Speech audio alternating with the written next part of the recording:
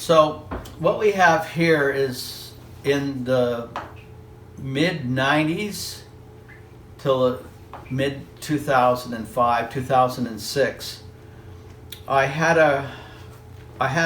all had this problem where we moved from C prints, which were our RA4 color prints, to one inkjet. And I have been working in printing since 1976 as a printer.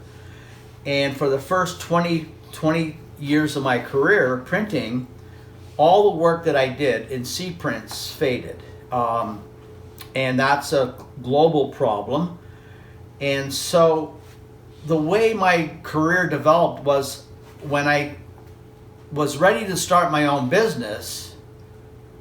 I was in my early 40s, and I had realized that all the work that I had done in the past was fading and had faded on C prints. So that's why I started a black and white silver gelatin business. And then I got into Cibachrome, which I thought was permanent, and it's turned out to be, it was not permanent.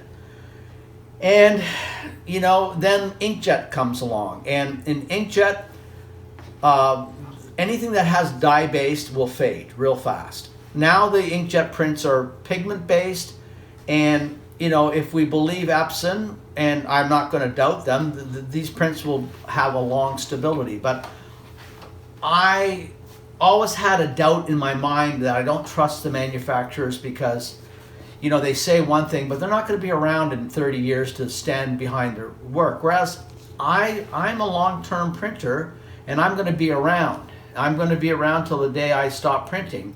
So I decided to figure out how to do a color process that was permanent. And so one of my heroes was Stephen Livick, a Canadian photographer who did tricolor gum bichromate. And so I knew a man by the name of Sandy King who did carbon printing. And then my buddy John Bladen Bentley, who does full color carbon printing.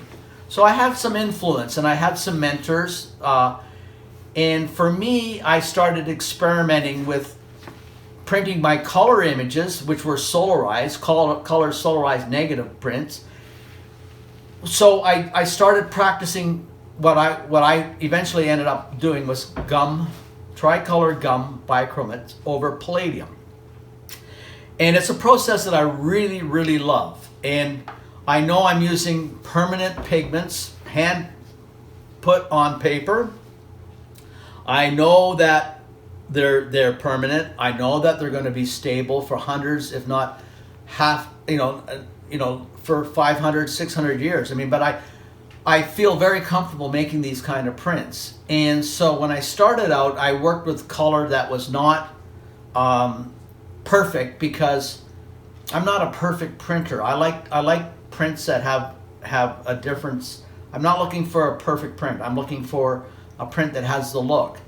So I started doing this for about 9 or 10 years ago, and when I felt I was comfortable, ready to start doing work for people, I started with this project. I started with 2 different projects, but this is one of them.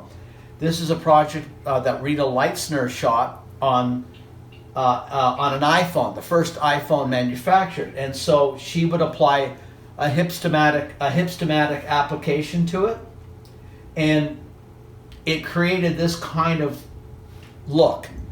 So for me, it was a perfect type of imagery to start with, because nobody could tell anybody nobody could say, well, that doesn't look like that color, because it's already been altered. So we did this project for Rita, and thankfully she loved the project, and from there I got the confidence to start doing more work, and I've been working with other artists, and the tricolor has become my favorite thing. It's got the ability to understand color theory, mixing pigments, working in Photoshop. It's got everything, and it's layered prints, and it satisfies me. There's very few of us in the world doing this.